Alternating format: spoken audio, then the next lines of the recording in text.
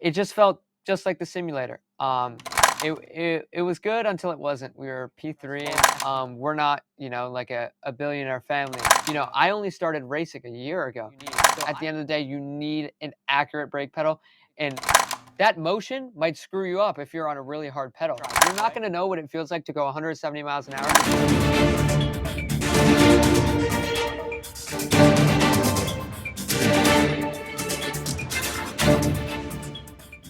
Hey, what's up, everybody? Welcome to another VRS podcast. Today, I have the pleasure of bringing Ismaeel Alahi here for you guys to talk and listen and learn some really cool things. He's a race car driver and he races for WS Motorsport, and I think he's got a really cool story to share. At the end of the day, you guys know here at VRS, this podcast is about the sim racing community, racing in real life, and how the two can be blended and merged together. How we do that? Well, as VRS, it's through coaching, it's through gear, it's through telemetry, it's through conversations like this with race car drivers who use our gear or use gear to just help them get better, right? Because at the end of the day, we want to be fast in sim. He wants to be fast in real life, and we're going to merge the two together so that he can be as fast as he can be on every track, whether it's sim or track. So, thank you for coming and joining us today, Ismaeel. How are you doing today? Oh, I'm good. I'm good. Good. I'm glad to hear it. So today he's going to tell his story and we're going to get started and we're not going to take up too much of his time. So first, let's start here. How did you get started in motorsport? So actually, I think it was late 2023, around November. I was kind of just a bored high school kid. It was my senior year. I didn't really know what I was good at. I wasn't, let's say, into something. Right? But I always knew I enjoyed racing. I always knew I was good at it. So I tried iRacing on my Logitech G27. I said, one day I'm going to really focus on this and I'm really going to do it well. I think I also went to the Rolex 24 that year, so I was very Cool. inspired. So I started on a G27, and that went for about 3 or 4 months. I was on and off, like maybe racing once or twice a week, and not really racing, just kind of feeling things out. And that's when in April of 2024, we decided to say, okay, let's do a big sim rig. I wanted to invest into a sim rig. This way I didn't have to keep adding on parts and more prices. I just wanted to get a perfect rig that I knew I could practice for. Just like, let's say you get a basketball hoop. I wanted to have the perfect hoop. This way I never have to worry Right. about that. And Absolutely. yeah, that's kind of how my journey started. So the first time I ever really trail braked for the first time was, let's say, early 2024, April. Yeah. Okay. Um, So, Go ahead. no, I was going to say, so early 2024 sim racing. Yeah. Yeah. Okay. So, and then from there, I kind of just every single day was always on a sim rig. I was always working hard to just do the next thing and win the next race. And I was not about gaining iRating, just more about gaining technique. Um, Mm-hmm. and that's something that I think you learn with sim racing is that, okay, you can be fast, but to be fast in real life, you need to also be technically good, not just fast, because you can eat tires in 3 laps, even though you're fast. I think another big part of that is it takes time to learn the community and to learn, okay, these are where I'm going to get my setups from. Because at the end of the day, if you're driving a badly set up car, it doesn't matter how good you are, especially as a rookie, it's going to discourage you and really make you struggle.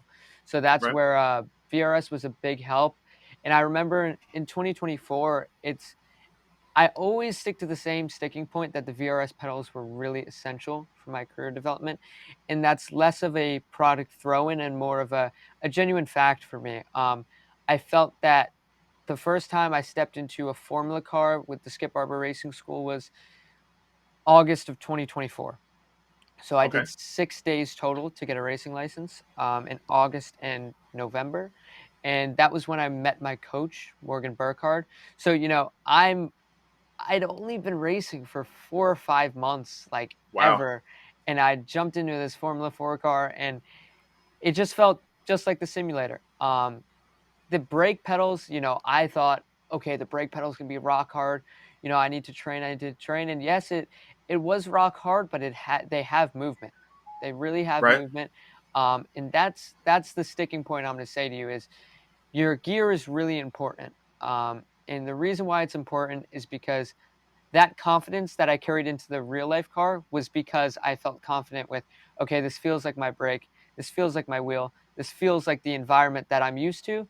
Yes, we have some more variables, but it's just like when Hmm. you rock up to a brand new track in the sim.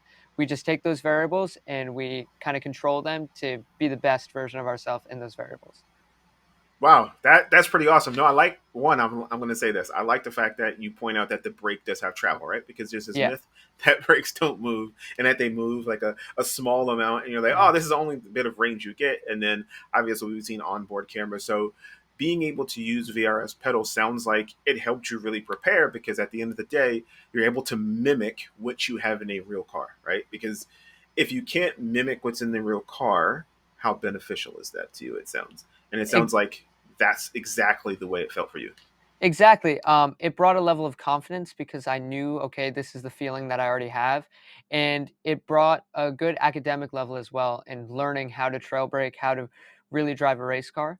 Um, and then adding on to the story, after I did my 2 Skip Barber schools, we decided, okay, let's take a big gamble and let's see if you can drive a race car, a real race car on a real track. So my first ever race was in February of 2025. I had never driven on a real track with Wow. other people ever, and I drove a GT4 car, a Porsche, which in Valencia was a big step. I would say if if you if you told me back then what I was gonna do, I'd say, yeah, yeah, yeah, I know what I'm doing. But looking back at it now, that was probably the craziest thing I could have done. And that's actually what gives me the confidence to do even crazier things. Let's say we're looking at for next year, because I kind of tricked myself into saying I can do this, and then I ended up doing it, right?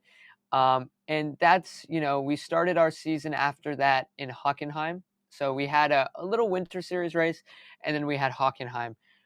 Hockenheim, it was good until it wasn't. We were P3 and FP1, and then bin the car in qualifying.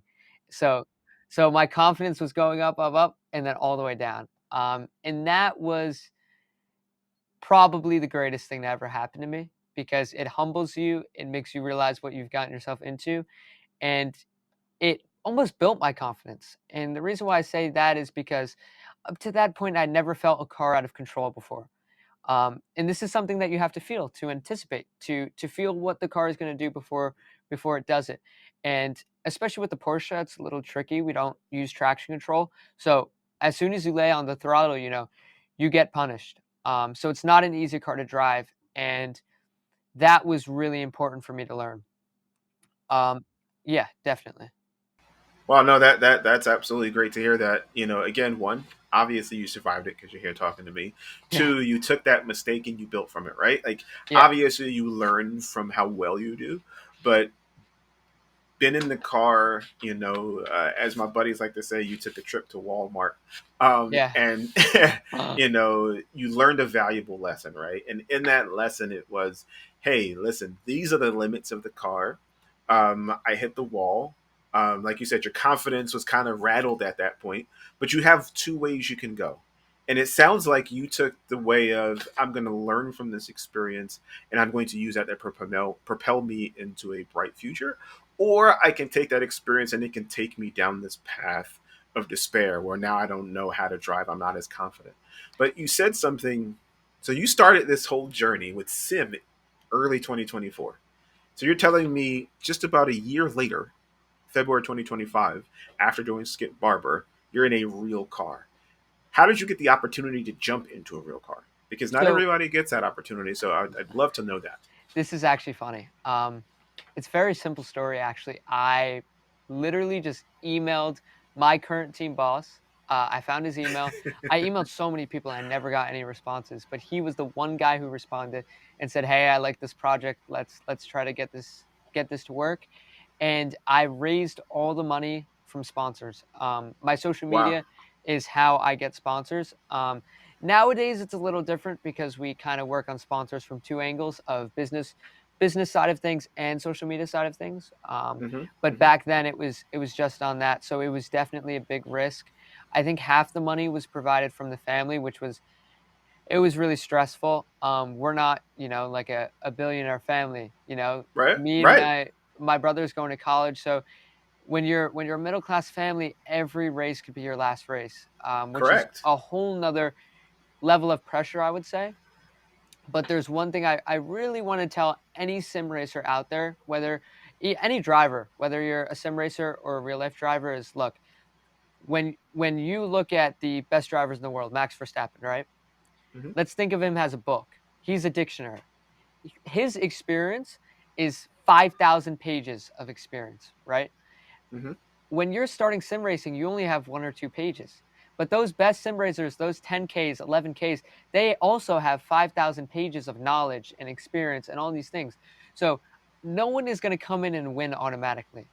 Right. You might win automatically and then you'll fail automatically. You need to build those pages.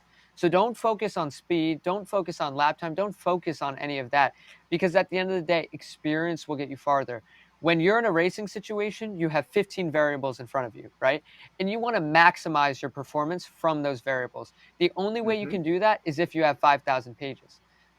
If you only have 20 pages, it becomes very difficult to think of ways out of this, let's say, scenario of a car spinning in front of you. So Right. that's why I think people focus less on experience and more on lap time, and that is both for real life and the simulator completely wrong. Right. No, I think what you're saying is something I tell, and I have kids, and I understand what it's like being in a middle class family and trying to afford the world, Yeah, it's right? Because stressful. racing is not easy. But as parents, I give kudos to your family for supporting you in this, and I think that's absolutely awesome. With that being said, what you're saying essentially is the foundation, right? Every house that's built in the world is built on a foundation.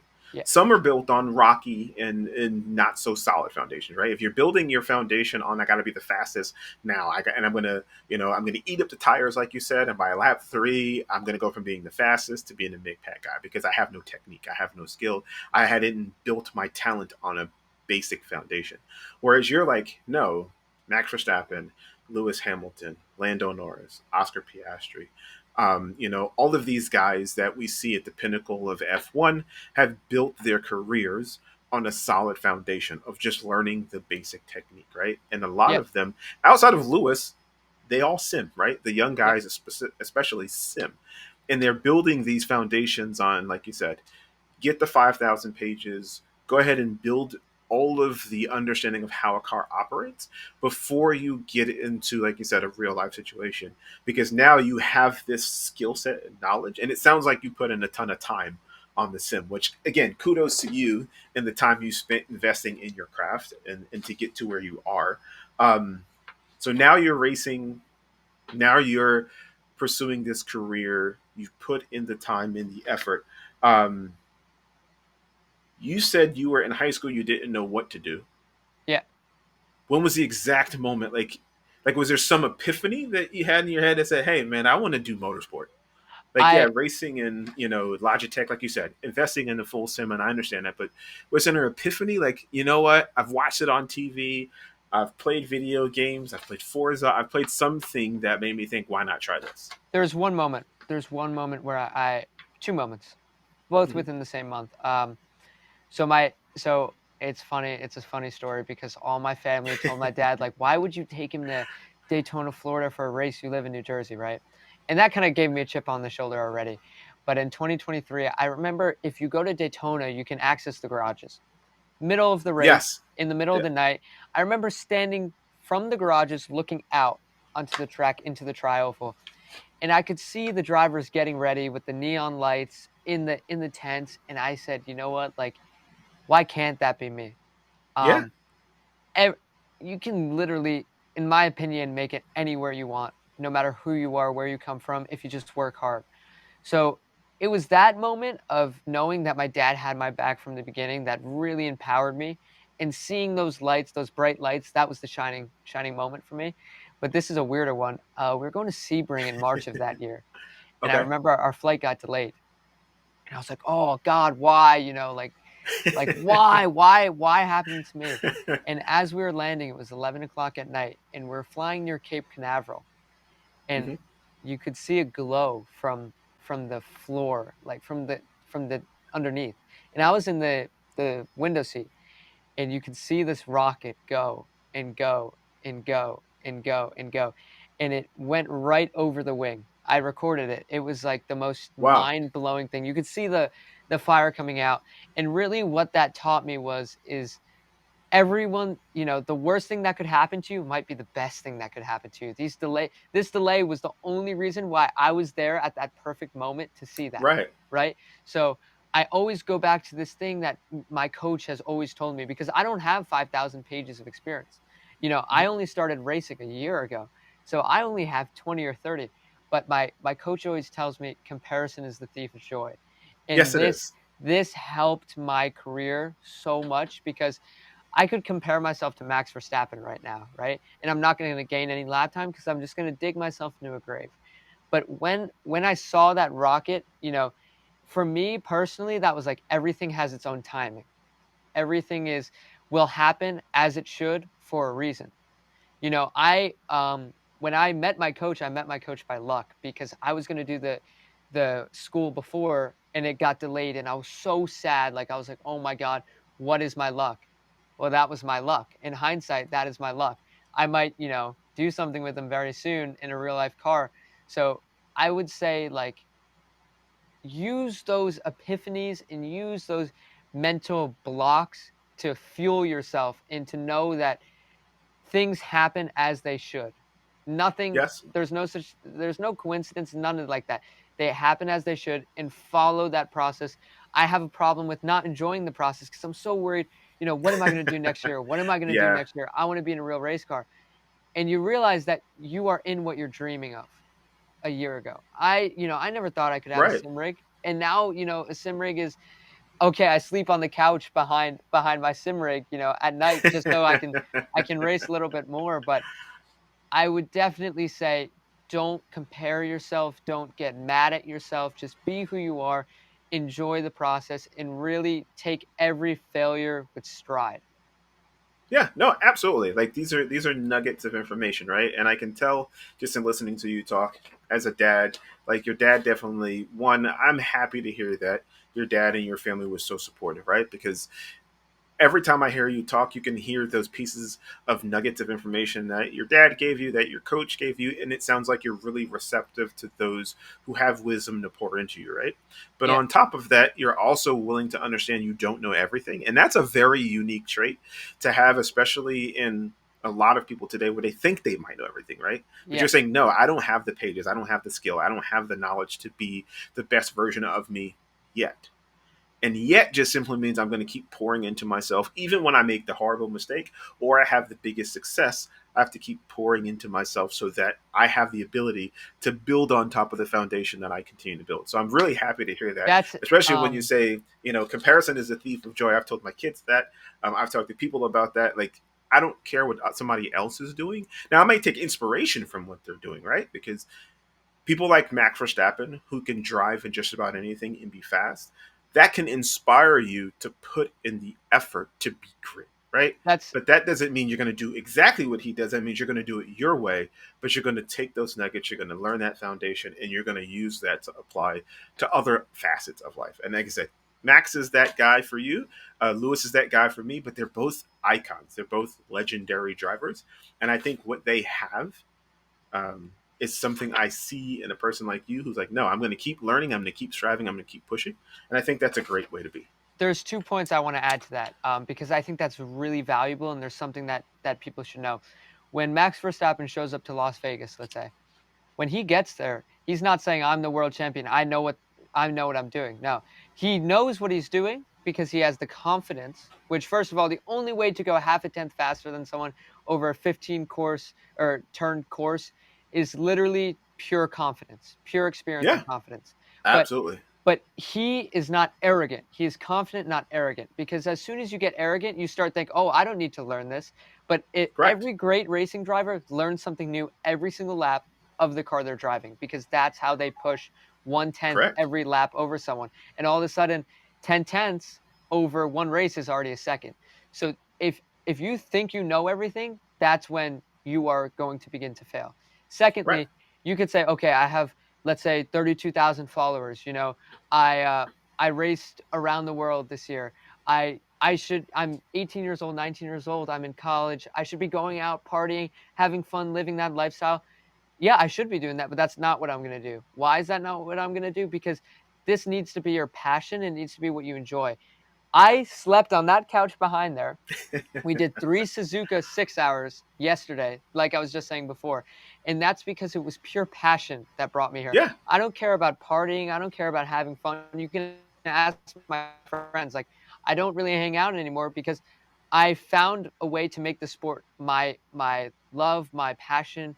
It's what I enjoy, right? So, sleeping on a couch and going to these random hotel rooms and going to countries alone, you need to have real passion to be able to do that, and a real understanding that you're only gonna have one chance, and you need to prove yourself. You need to push when you need to push, and you can never stop learning. I do 3 Suzuka 6 hours per weekend, I do 3 endurance races per weekend, not because, I'm doing it just for the hell of it. No, because I know that I don't know enough yet, and I will never know enough because I always wanna know more. I always yeah, wanna be 1/10 faster. You need to have that passion, and you need to have that drive to become the very, very pinnacle and best, like Max Verstappen. yeah. No, to be the best at anything, right? There are sayings out there that can apply to all this, right? Like, hard work beats talent when talent Yes. doesn't work hard, right? And hard work plus a combination of talent will get you a lot of places, right? And sometimes you may not be the most talented, but you keep grinding and working hard. And there are ways to put yourself in a position because I liken it to there have been quite a few drivers that have won a world title, right? Yeah. Plenty in multiple different racing categories. But then the goal is, can you do it the next year, and the next year, Yeah. and the next year, and the Makes you next go year? And crazy. that's right. And that's where the greats come in, right? That's where the Michael Schumachers, the Lewis Hamiltons, the Alain Prost, the Ayrton Sennas, the Max Verstappens, the Sebastian Vettels, and the greats come in, right? Because they can win and they can do it multiple times. They can set lap records at multiple tracks. They can win at multiple tracks, right? They can get poles and all of the things. So I think what you're saying makes so much sense. And that's going to lead us to our next question. And I think you kind of already answered this, but I'm going to answer it anyway, ask it anyway. How has sim racing helped you prepare, and what do you take from sim to track? And again, we talked about pedals, but let's take about the actual track itself, right? So you're in sim racing, you jump at Suzuka on the sim, but then you go race Suzuka in real life. How do you use those experiences to make you fast in sim, but then to translate that to fast in real life? I'll go right back to the same point here. When you're driving a car, and I'll explain it a little bit more in depth this time. When you're driving a car, when you're driving a race car in the sim and in reality, you're a racing driver is taking in variables. So you have weather, humidity, track condition, car condition. Every real life car is completely different, right? So Right. you take these variables in the sim, let's say when we're driving a sim race, and we try to extract the most time out of them. That's simply how racing works. You do the same exact thing in real life. So okay, you're feeling a little bit more G forces. That's another variable. That's something that you deal with and you convey. Okay, you might not be in the right seating position. That might hamper your effect. I think it's that ability to go from your slowest lap time to your fastest lap time is the same exact way in real life.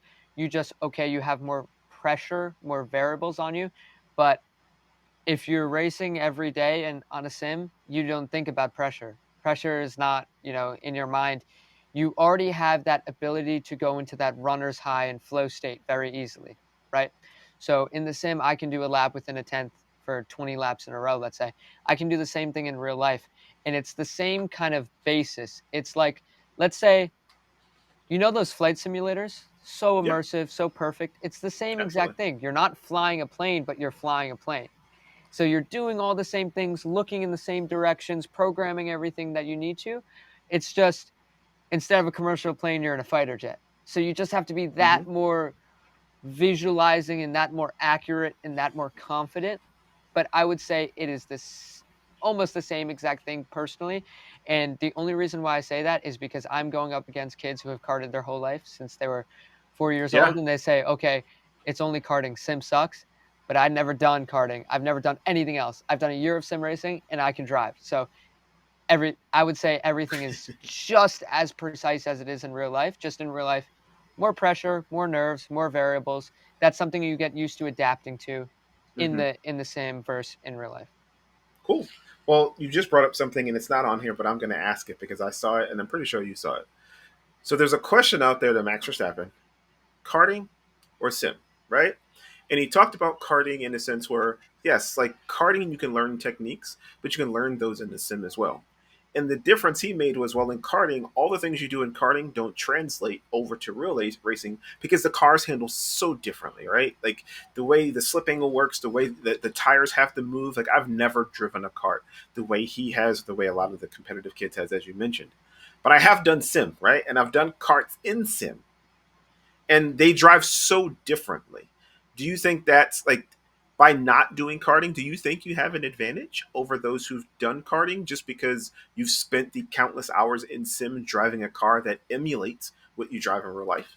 Yeah, there's two perfect points to that, and I think you've nailed it on the head. You don't trail brake the same in a go-kart that you do in a GT4 car. It's actually almost completely opposite. So when you're feeling that in the sim, yeah, of course, that's why I have an advantage. I think with karting, typically because the sim is so new, we're only seeing it so broadly used in the past 2 to 5 years, is that the karting kids have more confidence. They're filled with Okay. confidence. So they know, okay, I'm going to go out there and I'm going to bang the lap because I've done it 40 times in karting. That's what provides the advantage. But if you're confident in the sim and you can bring that mental confidence with you to the real life track, I think after 1 or 2 days of getting used to the environment, you could be just as fast or faster. It's just about having that belief in yourself. I think that's the biggest part that karting brings.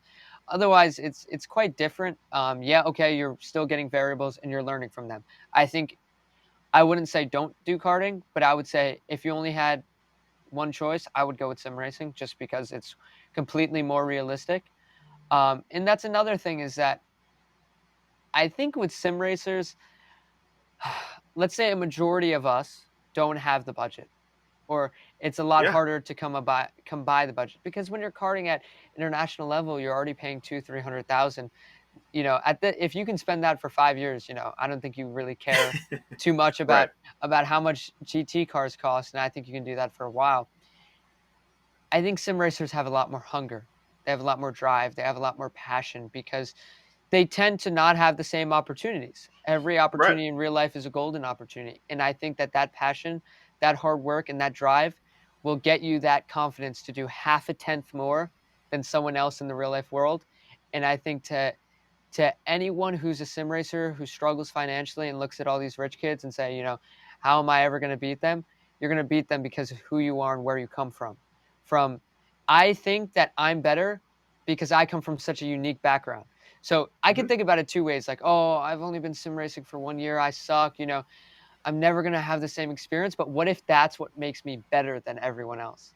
Right. So I would say use that sim racing background as a mental ability to think, you know what? Maybe this is what gives me an advantage to these karting kids. Maybe driving a GT4 car for 5 years on a simulator that's completely more realistic will give me an advantage in real life. And I think that's the sim is just it's tenfold cheaper, more realistic, better to use, Yeah. easier to use, smarter to use. And I think if I had a kid, I would just put him on a simulator. Okay, maybe a few days karting every few months, but otherwise I don't see the benefit unless you're trying to become Max Verstappen and you have enough money to go from when you're 3 years old to when you're 18 years old. Right. No, I agree. Like I said, I heard Max say it, and I thought it was such a valid point, and I wanted to get your take on it. Thanks for answering. And I think the reason being is because, one, like you said, something about coming from humble beginnings. That's why Max is such an outlier, right? Because he doesn't come from humble beginnings, but he does come from a family that, being Hungry in beginnings. F1, right? Yeah, exactly. But I think his hunger comes from the fact that he wanted to show everybody that he is that dude, right? And Yeah. that's a very hard place to be when you come from a family that the expectation is to be great. And I think that's where, like, to me, him and Lewis are the same guy, except they just come from different backgrounds, right? Yeah. Lewis had to show his hunger through a different avenue. And Lewis relates to more of us, right? He's the everyday guy who had a family whose dad believed in him, and they mortgaged the farm to help support his career, and it's paid off tremendously. But Lewis also had the hunger and the talent to be where he is. Max came from the opposite world, right? He came from, having the privilege and the access to all the different things, but he never gave up saying, listen, I want to show everybody that I am who people think I am, and I am the next generation, and I am the next guy on that list, right? And he's shown that. And I love them both because I've realized they're both the same guy, just from different backgrounds, right? Yeah, Max is not an entitled kid. I thought he was early, but you can see it's just was his hunger to win and prove, right? And exactly. then you look at Lewis when he was young, like Lewis came from humble beginnings, but he never acted like the humble kid, right? He attacked, he came for you, he came for the chip, he came for the title, he came for winning, and that's turned him into a 7-time champion. And these are the goats of the sport. And Max has shown that he belongs in the conversations with some of the best drivers ever. So I do think that you're absolutely right. Um, Now, you said you're using these pedals, right? And I want to Yeah. ask this question: how has VRS and the pedals that you use now in our gear assisted you in your journey towards podiums and pursuing perfection on the track, right? Like, how is the pedals you use, which you've talked about and illustrated, but if you want to go in detail, how's it helped you stand on that podium? Because I got to see you celebrating on the podium, and that's a pretty cool feeling. Like, so if you want to talk about your first time being on the podium, and how the VRS pedals assisted you in getting there. Perfect. So we'll go with the VRS question first, then I'll describe the podium and all the details behind that. So there's three ways VRS helped. I think the first way that it can help you the most is it's an underrated way. I think the pedals are good, but I think that's reason number two. Reason number one is the academy. The academy is super important. You need good reference, you need good telemetry, and you need the same setup. If you want to compare yourself and improve, everyone's conditions are so different on Garage 61. It's very difficult to say, Right. okay, you know, okay, he may have gained a tenth from the humidity, but I lost 3/10 because of the temperature. This is stupid. In VRS, you could get the same exact setup, you can get the same exact temperature, and then you can accurately compare yourself. Not inaccurately, because Right. inaccurate comparison will just drive your head through the gutter, through the mud. But if you use that VRS Academy, I think it's really important. I think to be on all the same variables against a pro at the price point it's at is just incredible. Mhm. And the fact that they also provide setups, data, everything. I mean, like anything you could ever need Yeah. is from there. I just I just had a buddy come over and he was driving the sim for the first time, and on the baseline setup, he can't learn because the roll bars aren't set to how they should be set. And in real life, you're never going to Right. have that. So, you hit the brake somehow, and he might hit the brake correctly, like I would, but the wheel snaps out of his hand. So that's why I think setups are really, really important. Secondly, I agree. I will definitely say the pedals. Like it doesn't get more accurate. Like so I have the blue spring in my VRS pedals and I have it set to 100% is all the way down, right? So in our Porsche, like the pedal goes like this far. Like it's Hmm. not a small pedal. Yes, it's extremely heavy, right? But it moves. So you'll find that when you're trail braking, that motion might screw you up if you're on a really hard pedal, right? Because Right. it's yes, okay, it's precise, but it's more of a move off the pedal, especially for GT cars. So that's really important. I would not know how to trail brake. I would not know how to brake manipulate. I would not know how to drive a high downforce car versus a GT car if I didn't use these pedals because I've never used any other pedals, right? Besides the Logitech G27's one. And that's when you're struggling to learn. So Right. I I would most definitely that's why actually I'll lead into my third point that I partnered with VRS, right? So I looked at my sim rig and I said, what is the most important thing? You can make a wheel, you can make a wheelbase. This is all good and fine. But the pedal has to be perfect because this is how you gain time in a GT3 or GT4 car. Everyone is braking at the same point. It's that modulation and how they use the brakes that Right. changes everything. That changes the rotation of the car, the feel of the car, the setup of the car in certain conditions, in hotter conditions, colder conditions, rain. So this is really, really important. I cannot stress to you enough. If I were to spend them, I would honestly keep the Logitech G27 wheel with no force feedback, and I'd rather have the better pedals because that's just what you need. At the end of the day, you need an accurate brake pedal, and I just don't know what other brake pedal even compares to it, especially for the price point. Like I would pay $1,000 for the VRS, just the brake pedal, right? Just because I Right. know how much it's benefited me. But the fact that it's at the price point it's at, I definitely would recommend it, not because they support me, but because that is what you need. And thirdly, they do support me. Like this whole system of VRS is how I've been able to drive a real life car. I mean, you see it on the hood, and hopefully you'll see it next year. They gave me an opportunity when many companies wouldn't, when my social media was smaller and when I didn't know everything I was doing. And for that, I'm really grateful to everyone at VRS. And they're even giving me a platform now to tell my story on the podcast. So that's what's super important is VRS, they help me. They might be able to help you. They're a good company, and I would definitely go with something like that. Um, Now to speak about the good part, the really nice part, the podium. So Right. we are coming to the end of Porsche Sports Cup Deutschland, and it's a very good series. I wouldn't say it's a professional series at the highest level. Right? Hmm. So then we came up with the crazy idea: what if I did GT4 European in my first racing season ever?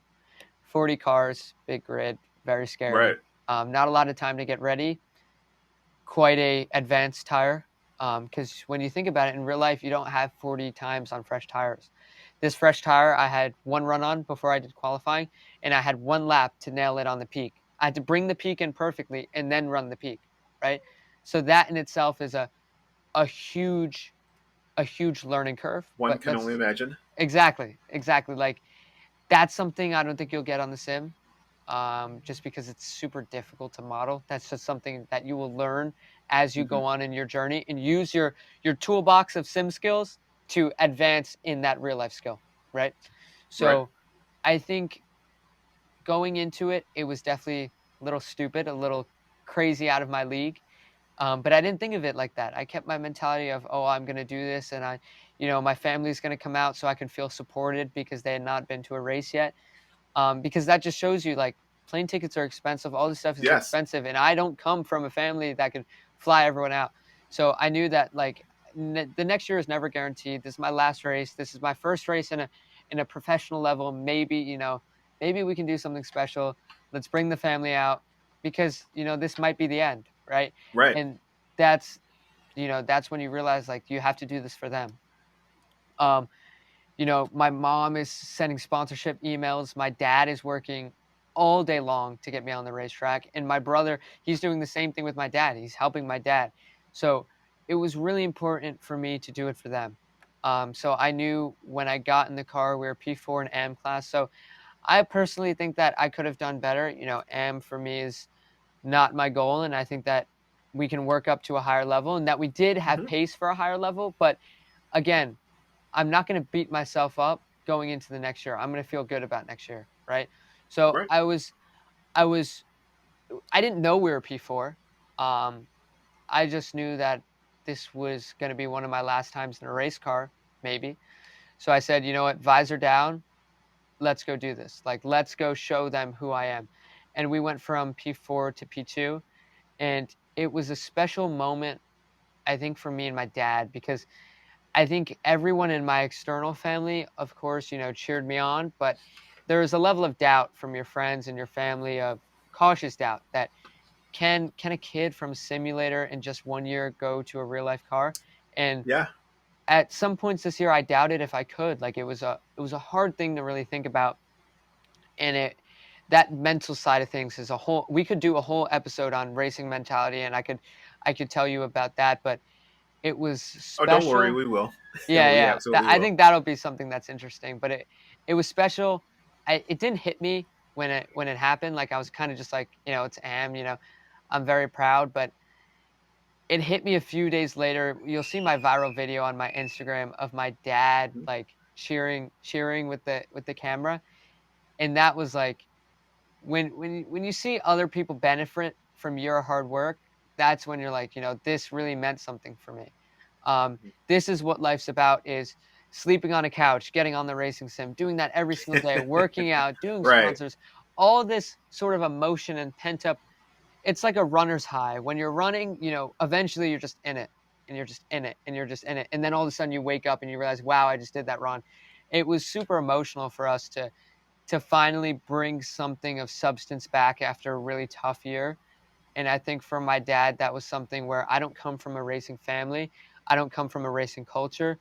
I'm Pakistani, Indian, American. Like, there's not many of us, right? No, And there is there's not. not many of us sim racers in real life. So I come from very, very slim odds, especially not always having the money to race and not always knowing when I'm going to race. So it was really emotional to prove that I do know how to drive a race car.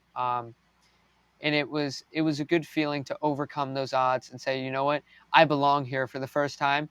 I'm not an outsider looking in. I'm an insider. I feel good. I feel like I can be a race car Good. driver, and let's keep this going. No, that's one. I'm gonna tell you, as a dad, I'm getting all choked up in my heart because trust me, as a Yes. father, I know how it feels to just see your kids succeed. And I'm pretty sure watching you succeed was a very heartfelt moment. And like you said, to be able to look at your dad, right? You said you didn't realize it initially, Yeah. just how great it was until everything starts to sink in. And then you see your dad and all the hard work and your family and all the things your mom and dad are doing. And right. And then Pakistani, Indian background, American, like all of these things play into this, right? Not something or a place you thought you'd be a year in. And I can Yeah. tell you, as somebody who sim races, as somebody who knows a lot of people who sim race, and some people I know are extremely quick, right? Yeah. Getting that opportunity in a real car is something special. And you've done something that many people haven't. So kudos to you and all the hard work you've put in. So, off of that, what would you recommend to any future kid, right? Like the next kid is going to have this trajectory or want this trajectory. They're going to say, yeah, it'd be great to race in sim racing in January of 1 year and then the next year be racing in a real car in real life, right? If you had to give advice or recommend to that kid, what would you say? There's a few pieces I'd like to give. First, do it how you want to do it. Do it how you think you should do it. Yes, you should learn from others. So I listen to a lot of podcasts about other drivers and their stories. And I do that and I take those tidbits of information, I put them in my toolbox, my learning toolbox. And what you realize from all these drivers at the highest level, they're all fighting against each other. They all come from completely different backgrounds and they all Yeah. got there a completely different way. So I would say do with how your gut tells you. Make the decisions your gut tells you to do. Take this story as another piece in that toolbox. Don't do everything I did because, it might not work for your personality or it might not work for who you are. But take some of the bits of information and open those ideas and those thoughts. Um, I, you know, I struggle a lot with racing mentality. So hearing all these other drivers' mentalities and how that improved their career, that's what's helped improve my career. I would say definitely find a mentor, definitely get involved, definitely sim race. I am a racing fan before I am a racing driver. And I think that's why it's so special is, I'll be talking to racing teams and racing bosses and like I can be in that conversation of Le Mans 2002 because I watched Le Mans 2002. Why? I Right. wasn't even born yet, but I watched the YouTube replay, right? So Right. so I can go back and take those tidbits of information because I'm interested in those tidbits of information. Hmm. So you'll see, I think a lot of people get discouraged with school. They'll say, okay, these guys are so good at math, right? They might be good at math, but they might be interested in math, right? That's why they're good at it. I was interested in racing. So doing all these things of sleeping on couches, going to different hotels, different countries, runs, workouts, missing the parties, missing the school, praying at night. This all was a runner's high of I just have this goal that I really enjoy. I see that goal as a goal that I can achieve and something I want for myself. And I think that's really important. It doesn't even have to be about racing. Let's say sim racing is your hobby. Keep it as a hobby, but take that in your career that, whatever you're deeply interested in and what makes you think at another level, a higher level than someone else would typically think, chase that because we all have natural knacks at something, right? And I think, yeah, okay, I can do math homework at an effective level, but I can do racing at an extraordinary level. And why? Because I'm super interested in what I like to do. It's what I love to do. It's what I love to do. Every day I don't love doing it, but the goal is what I love, right? So like Right. I just went on a 3 mile run. I hate running. I didn't like that, right? But it's that process that you learn to do things you Right. don't like for the ultimate goal of what you do like. So yeah, okay, this journey of racing is not going to be sunshine and rainbows. It's not going to be happy. I can tell you right now at Spa, I had a bad qualifying and I just went behind the trailer and I just cried my eyes out. All alone, no one, no one with me, just on the phone with my brother. I'm 4,000 miles away from home. And it was a tough Right. moment, right? So when people think it's the glitz and the glamour, it's not, like you'll find yourself crying in trailers and thinking in dirty Yeah. hotel rooms, what am I doing here? But then you remember that one moment that your dad or your mom is screaming through the phone, and you finally get to feel that, just that taste of a happy and good feeling. You'll find out that it really is worth it in the end, and that you'll I'm always trying to be perfect, of course, but I'm always trying to Hmm. be my next year's perfect. I'm not trying to be perfect overall.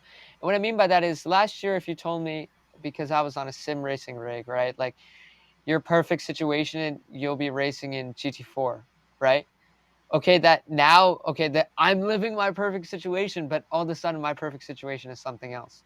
So continue Right. to chase that perfect situation. Don't get content with what you're doing. Just always feel the need to do more, but feel the need to also be grateful for what you have. I don't think it's for me. It's been faith that keeps me humble, that keeps me happy. Hmm. But that doesn't have to be it for you. That could be jogging, that could be meditating, it could be anything for you. I would just say be happy, stay happy, race happy, but don't expect every racing moment to be a happy moment, because it won't. That's not how the sport goes. You're 95% of the time struggling and 5% of the time winning. But when you hit that 5%, you'll understand why that 95% is worth Right. it. Well, it's the process, right? Let's Yeah, like I tell everybody, like when I loved playing football growing up, and I hated practices during the week. Right, it yeah, was the worst. It's probably like racing in many ways, right? Like football, and from American football, right? For those people who out there who play world football, I'm talking about American, it's probably the same. But any sport that you love, that you participate in, there's a far more practice in that thing before you ever get to the yeah, moment, to the event, right? So you spend most of your time, 99% of your time, preparing to be in the event to then be in it, right? And that's where that small percentage of people can take what they learn in practice and apply it to the real life situation, which is, not everybody has that ability. But I think the point that you touch on, that resonates for me of all the things that I think you said. And again, I think you're wise beyond your years, but I think thank you. ultimately it's the happiness, right? I tell my family all the time, the only thing in this world I can control is how I feel about myself, right? And I resonate happiness because I believe happiness is a state of being. Racing, sim racing, chatting with you, these things can bring me joy, it can bring me excitement, it can bring me all these different things. But the happiness that I feel when I get in the sim, it's there whether I'm winning or I'm losing. It's there whether I get a chance to race that night. It's there when I'm outside hanging out with my family. And it's there when I'm watching my favorite race on TV, because that happiness shouldn't be fleeting. So no, I think you touch on a lot of good points. And I'm happy to hear you say all those wonderful things. Before we get to our rapid fire round, because I do think that's going to be fun, what are your top three mistakes or things that you didn't know as a sim racer in the beginning that you now know that has made the huge difference? And it can be one major thing, it can be a bunch of little things. What's the thing you've now taken from, and what are those mistakes that you've made that you now have applied to learn to be able to move forward, right? Because you mentioned quite a few things, but if you had to think, and I would say, what's the one major thing you've learned as a mistake that now you take forward and it's helped you be better? Yeah, I think there's definitely three. There's 15, but I think there's three important ones. And I think the first one is definitely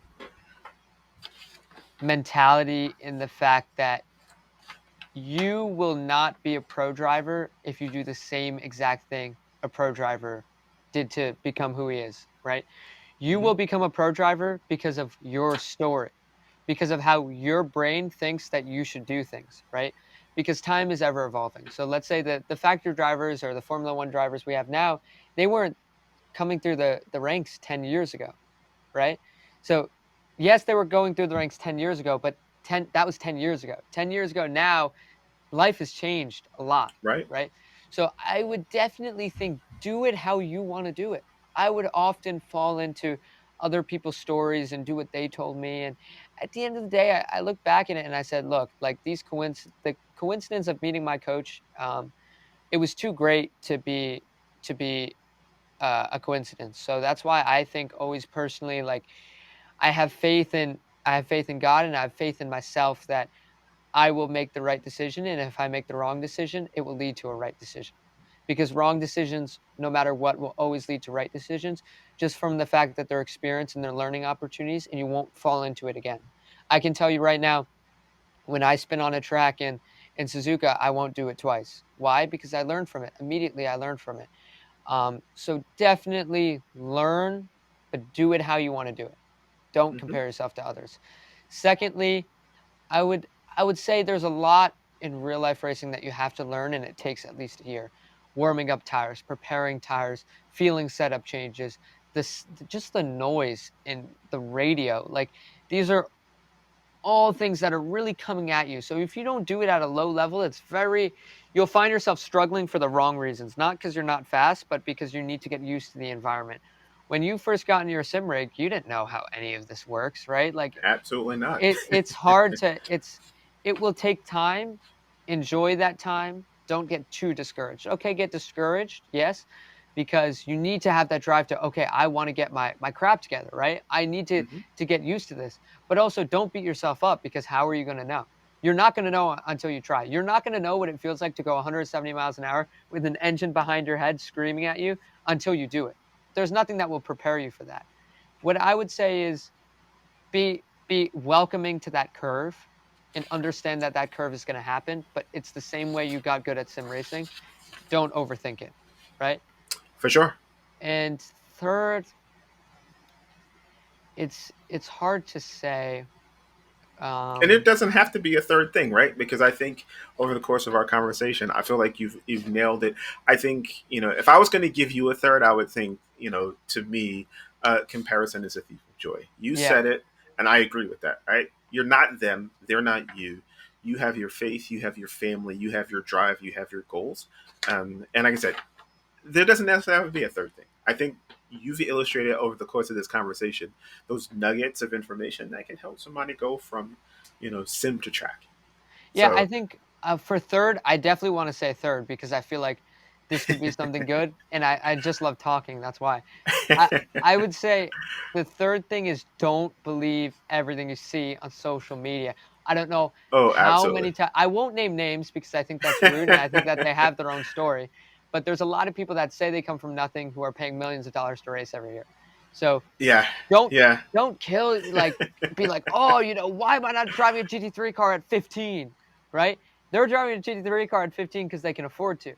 That's might what might make them good, but you doing it at 19 might make you better, right? So don't right. get discouraged about what you see on social media. I only post a lot of good things. Okay, I post some bad things, but I don't post me crying in Spa, right? Like I don't do that because that's not what of course, it's something that you'd put in a documentary, in a video, and that's good to talk about, but it's something that's hard to record in the moment when it's you, Yeah, right? Because you're all alone. yeah, It's a tough moment. So people don't understand that, like, okay, I know people who are paying, let's say, $1 million to race, but they're also struggling mentally. Not, they don't even have that money pressure, right? It's just such a challenging sport. And to yeah. add that money pressure, that's almost what will make you faster. That's what will give you the confidence. When I go into a race car, I say, like, I need to do this because there's not many people like me from my Correct. culture that do this. So I'm the first person in my bloodline to ever do this, first of all, which, Right.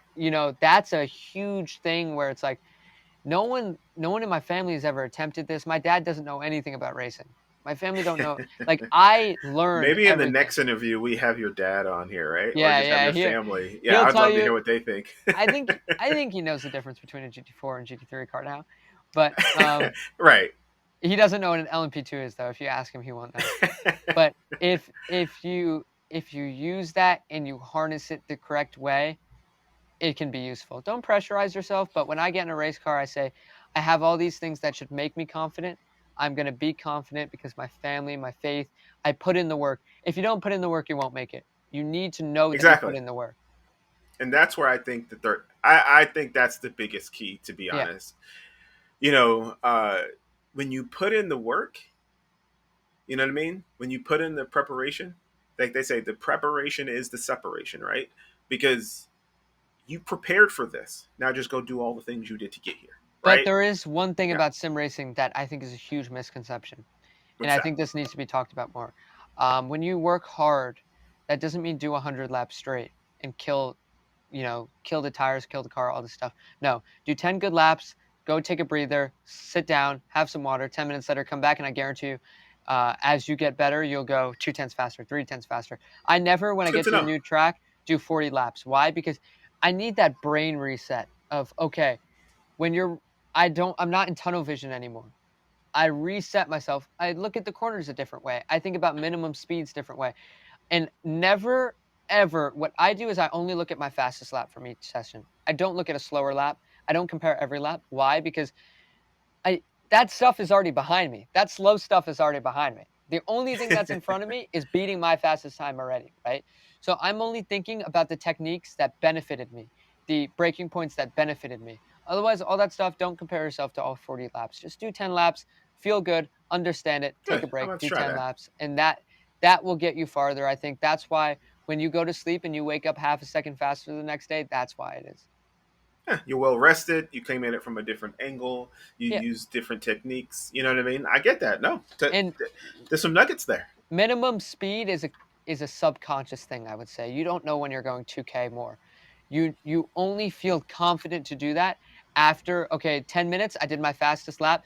That minimum speed in my head has already become my baseline. So instead of trying Okay. to push it on older tires, what I do is I say, wait a minute, let me come back in 20 minutes, and that minimum speed is now my regular pace. And then I go 2K faster, 3K faster. And that over 5 corners is half a second, right?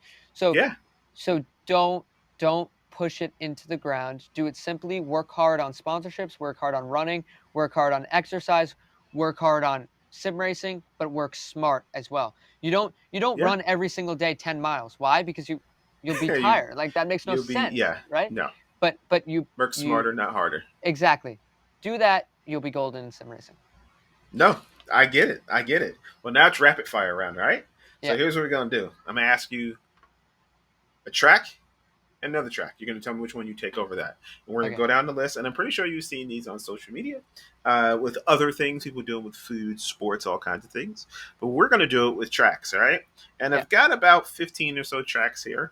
And we're gonna by the end see which one of these will be your quote unquote favorite. All right. Cool. So you ready? All right. Here's rapid fire out. Monza or Spa? Spa. Spa Road America. Spa. Spa Road Atlanta. Spa. Spa or Imola. Spa. Spa or Watkins Glen. Watkins Glen. Watkins Glen or Sebring. Watkins Glen. Watkins Glen or Silverstone. Watkins Glen. Watkins Glen or Fuji. Oh, Watkins Glen. Watkins Glen or Daytona. I might get killed if I say Daytona. I don't know. I'm only gonna say Daytona because it's like how do I say this? It's like an emotional thing, a sentimental thing, not yeah, sentimental value, and the aura around Daytona is just too great. You have to go to the Rolex 24 to understand that Okay. it's an environment. Okay. Daytona Hungaroring. I like Hungary, Daytona. Okay. Daytona Nordschleife. Nordschleife. Nordschleife. I mean, it's just the most unreal feeling to push. Once you get to Okay. the top level there, it's unreal. Okay. Nordschleife Mexico. Nordschleife. Nordschleife Interlagos. Nordschleife. Nordschleife Le Mans. Laval. Laval. I Le mean, Mans. it's dude. When you go there, like I know this is rapid fire. It's just unreal. It's unreal. Even Okay. in the simulator, it's special. I know. I get it. Last few. Le Mans Portimao. Lamar. Le Mans Mosport. Lamar. Lamar. All Lamar. right. Lamar. All right. So let's do this. One last question. Favorite track of all time? Sim, real life. Okay, so Sim Lamar, just because it's Okay. Lamar. Um, Okay. I'll give you a funny story. Doing your first year in racing and going up a Rouge in a GT4 car with no traction control might be the scariest thing you ever do. It's But scary in Sim, so I can only imagine. yeah, it is one of the most unreal tracks that I've ever driven in real life. It's just beautiful. The flow is there. Like, it's so easy to get in a flow in the simulator, and it's the same way in real life. It just feels unreal. Like the bus stop chicane. I know a lot of people hate it, but for me, it was just like the same. Hitting the brake pedal, turn in, line, perfectly fine. Like, Okay. It's just that it's an unreal place, So unreal Eau aura. Rouge GT4, once the tires are gripped up, are you flat out lifting? So What's in going on? in Sports Cup we had extra horsepower. Okay. Um, was it a lift? It was like literally like the tiniest lift, like tiny. Okay. I think if I had one more lap, I probably wouldn't have lifted. But if I wrecked the car, I don't have the money to pay for it. So there's Yeah. kind of balancing Yeah. that. But at one point, you have to really send it. And that's when I learned that you only have one opportunity because I did it in the pouring rain. And that makes you realize like you need to be here and you need to fight for a win. So those were my two comeback races, I would say, where I started out of position and came up the field. And that's when you understand that this is a privilege, and that you have to maximize the privilege. Yeah, no, you gotta make it to the next one. So my last and final thing, and I'm gonna throw this in here before we go. So this wheel here, right? We talked about Yeah, this wheel. You said if you could have any wheel right now, this is one of them that you wanted. yeah. And this is, and why is it this wheel, right? This is my DIY Velocitas Imperium one. But you said if you could get any wheel, this is the wheel you would want. And you mentioned another brand. Why? Why do you like that wheel so much? Is it just because it's in the RSR, and that's just what's the love for it? So for me, it really signifies a goal. It Okay. signifies a goal of, it's my dream, of course, to drive a hypercar, and I think there's something about racing that only really, sim racers will understand and real life race car drivers of. It's being in this flow, right? Being in this flow, just doing every corner perfectly fine, nailing everything. And I feel like the wheel is such an important factor to that. And Hmm. it will, I will be on the sim rig every day no matter what. But it'll just make me feel a little happier to be on the sim rig, right? To feel like Kevin Estra flying lap at Le Mans in the 963. I think that would be cool. And That would be cool.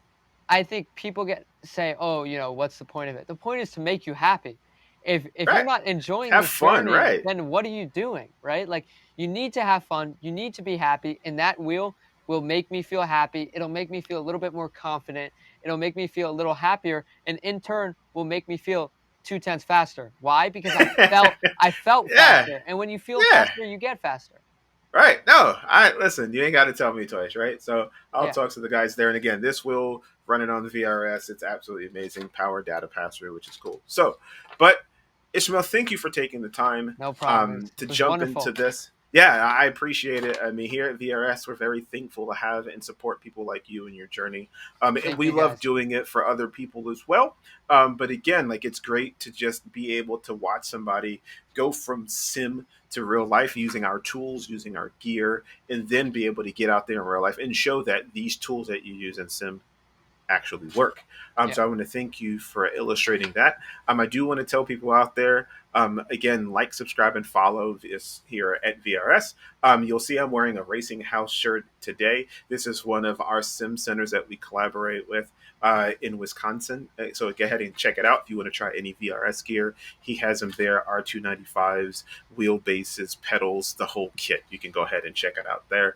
And we definitely think you'd enjoy it. So, Ishmael, thank you again for taking the Thank you time out guys. of your busy day. I look forward to part two of this interview, and maybe we'll Yeah, get your parents on here too, so we can have a good chuckle along the I way. think So, this is definitely a good idea. You can follow along with my story, and yeah, I think it'll be pretty cool. absolutely, and definitely follow him on Instagram. He shares great insight, great Thank you. content. Like he's got a huge following, which I wear my racing suit to McDonald's. It's quite fun. yeah. I saw a few of those ordering Yeah, food. Like yeah. this guy is ridiculous, but Anything to get on track. Anything. so, hey, listen, and if you want to sponsor him, please reach out to him. Like, you know what I mean? We would Yeah, love to see him on track for 2026. I'd love to see you at Daytona. That's something I would love yeah. to Let's see. see. So, yeah, I'm still.